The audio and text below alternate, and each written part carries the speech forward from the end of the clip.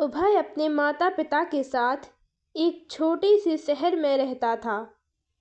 वह एक कंपनी में काम करता था, जिसके पैसों से वह अपना खर्चा और अपने परिवार का खर्चा चलाता था।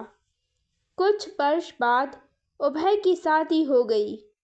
उसकी पत्नी का नाम सुनेहा था। सुनेहा एक बहुत ही लालची किस्म की औरत थी। सुनेहा को जब भी पैसे मिलते थे तो वह तरह तरह के कपड़े और गहने खरीद लेती थी। वह जब भी किसी समारोह में जाती थी तो हमेशा नए नए कपड़े और गहने पहनकर जाना चाहती थी। जब उसके पास नए कपड़े और नए गहने नहीं रहते थे तब वह अपने पति अभय से जिद करके खरीदवा लेती थी। उसकी लालच से उसका पति भी तंग आ गया था।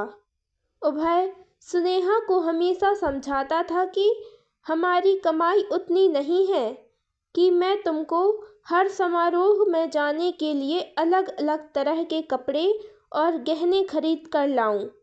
मगर सुनेहा उनकी बातों को मानने के लिए तैयार नहीं होती थी।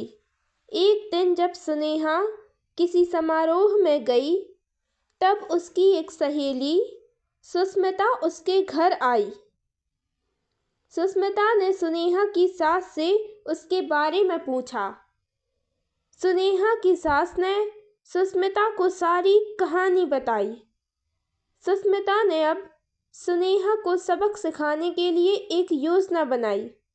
वह सुनेहा के घर से सारा राशन लेकर चली गई और राशन के डिब्बों में अपने गहने लाकर रख दी।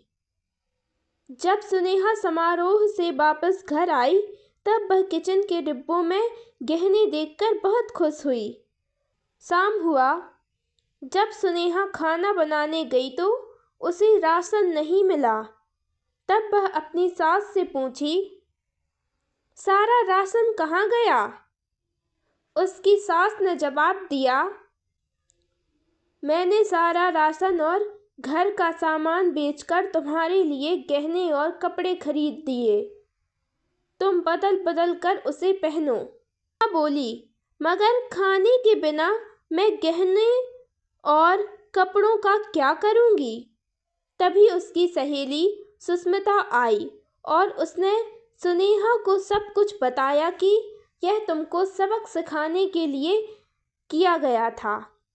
अब सुनेहा को समझ में आ गया कि जीवन जीने के लिए सबसे ज़्यादा ज़रूरी भोजन होता है, ना कि बदल बदल कर गहने और कपड़े पहनना।